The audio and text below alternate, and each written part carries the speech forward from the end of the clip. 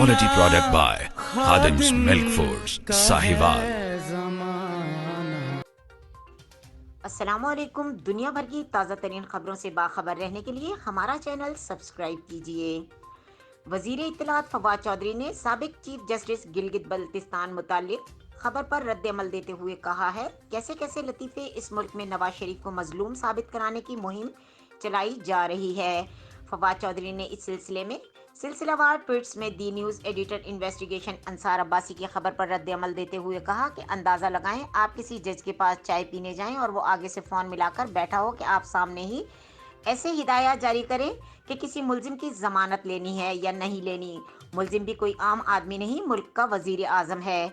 फवाद चौधरी ने कहा कि बेवकूफ़ाना कहानियां और साजिदी थ्योरियां घड़ने के बजाय ये बता दें कि नवाज शरीफ ने एवान फील्ड अपार्टमेंट्स जो बाद में मरियम नवाज की मिल्कियत में दे दिए गए थे, इनके पैसे कहां से आए। मरियम ने कहा कि मेरी तो लंदन में क्या, पाकिस्तान में भी कोई जायदाद नहीं और अब अरबों की जायदाद सामने आ चुकी है। इसका जवाब दें। वाज़ा रहे कि गिलगित बल्तिस्तान साबिक chief justice Rana M Shamim ने अपने मुसद्दका हल्फनामे में कहा है कि वो इस वाक़े के गवाह थे।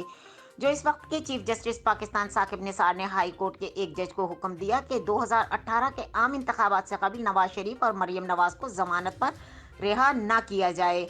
साकिब निसार ने जज को हुक्म दिया कि इलेक्शन से पहले नवाज शरीफ और मरियम को छूटने नहीं देंगे। साबिक चीफ जस्टिस गिलगित बल्तिस्तान का इंकशाफ। दूसरी जानिब साबिक चीफ जस्टिस साकिब निसार ने अपना मौक़िफ़ देते हुए दो टोक अल्फाज में इस बात पर इनकार किया है कि वो कहा है कि उन्होंने कभी अपने मातहत जजों को किसी भी अदालती फैसले के हवाले से कोई अहकामात नहीं दिए, चाहे वो ऑर्डर नवाज शरीफ, शहबाज शरीफ के खिलाफ हो या किसी और के खिलाफ। मज़ीद खबरों और अपडेट के लिए देखते रहें के न्यूज़ चैनल इंटरनेशनल।